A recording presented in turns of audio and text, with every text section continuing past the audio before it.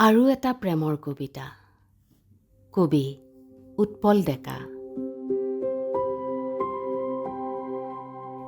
এই যে আপুনি মোৰ ফালে চাই ভাবিছে, একো নভবাকৈয়ে আগবঢ়াই দিছে দুহাত, কৈছে জীৱন থকালৈকে এক হৈ থাকিম।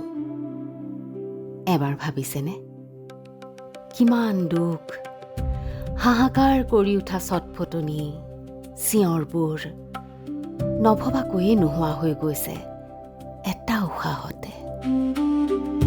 চাওক, এবাৰ ভাবক, মনটোক সোধক, মানুহক মানুহ হৈ থাকিবলৈ মানুহেই নিদিয়ে। এই যে ভাল লগা কামবোৰ বাৰে বাৰে কৰাৰ পাছতো আমনি নালাগে। আমনি সেইখিনিত লাগে যেতিয়া কোনোৱে বাধা দিয়ে।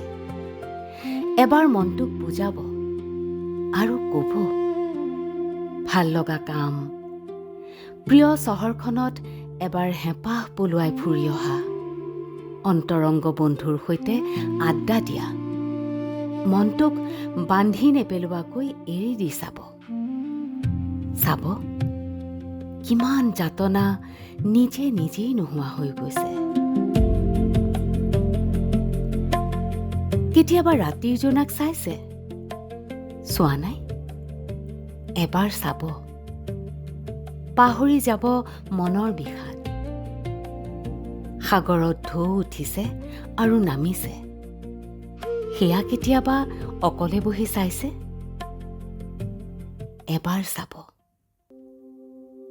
আমি যে নিজক হেৰুৱাই পেলাওঁ, অন্ততঃ নিজক বুজি পাব, নিজক চিনি পাব।